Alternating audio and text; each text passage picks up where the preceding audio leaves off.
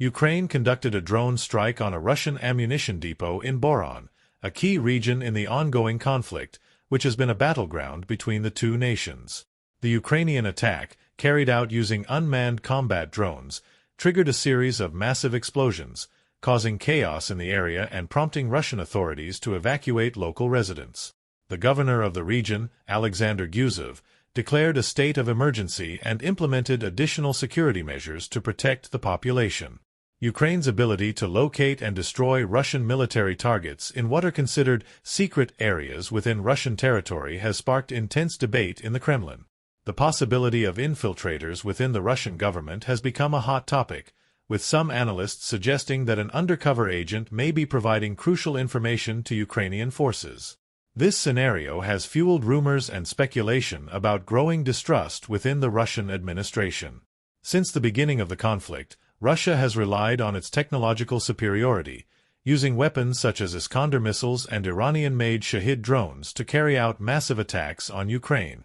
However, over time, Ukraine's air defenses, bolstered largely by Western and U.S. supplies, have successfully repelled most of these attacks, hindering Russia's progress.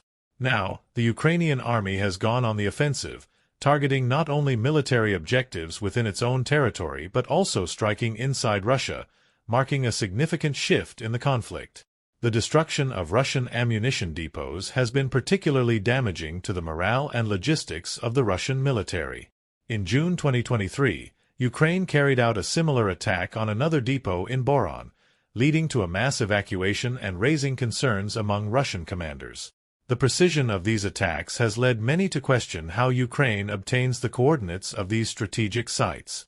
Some opposition media in Russia have even hinted at the possibility of a traitor within the Kremlin, passing valuable information to Ukrainian intelligence. The situation along Russia's borders is becoming increasingly tense.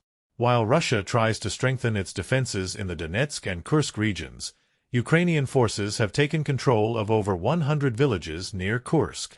This advance has surprised many analysts, given that Russia, with one of the most powerful armies in the world, has struggled to successfully defend its own borders. Russia's difficulties in mobilizing reinforcements have sparked internal criticism, especially in the affected regions. The governor of Kursk has called on Russian citizens to voluntarily enlist to bolster local defenses, a clear sign that Russian forces are experiencing difficulties in containing the Ukrainian advance. Despite Russia's efforts to regain the initiative, the withdrawal of groups like Wagner, following the failed coup attempt, has weakened Russian operations in several key areas. Meanwhile, in Ukraine, the situation on the Kharkiv front remains complex, with Russian attacks coming from both the Belgorod and Luhansk regions. Ukraine's Chief of General Staff, Alexander Syrsky, stated that despite Russia's continued efforts, Ukrainian forces are successfully holding their positions and stopping incursion attempts into Kharkiv. Nevertheless, the conflict continues to escalate in intensity, and it remains unclear when or how this war, which has now lasted over 30 months, will end. Tensions within Russia are not limited to the battlefield.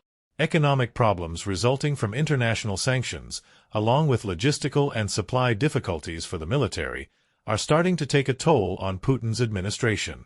Growing distrust within the government, criticism from the political and economic elite, and protests in some regions are signs of increasing discontent that could lead to a larger crisis.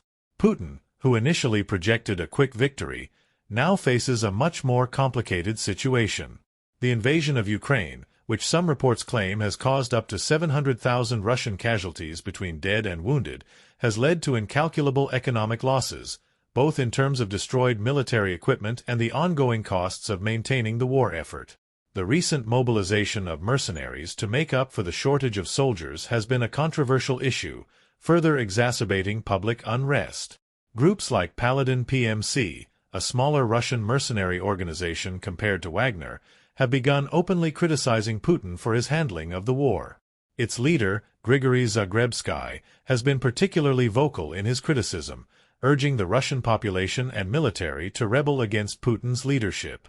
Although his influence is not as large as Wagner's, Zagrebsky's statements have resonated in some sectors of Russian society, which see him as a potential opposition figure within the military structure.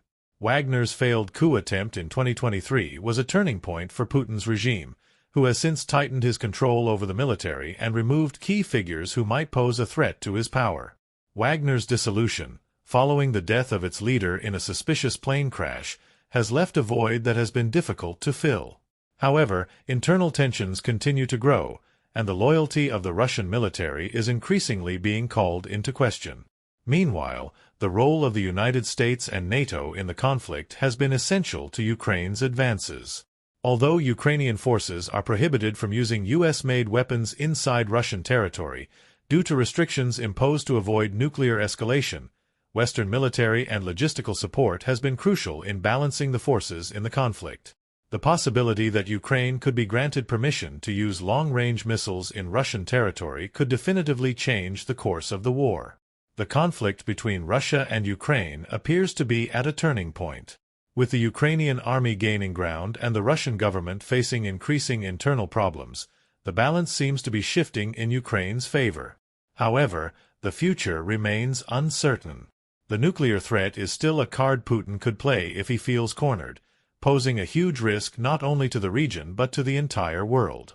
As the conflict drags on, human and material costs continue to mount. Analysts agree that if the situation continues as it is, Ukraine may achieve victory, but the geopolitical and economic implications of a possible Russian defeat are still difficult to predict. Putin's erratic moves, combined with international pressure and internal discontent, have created a volatile situation that could change at any moment.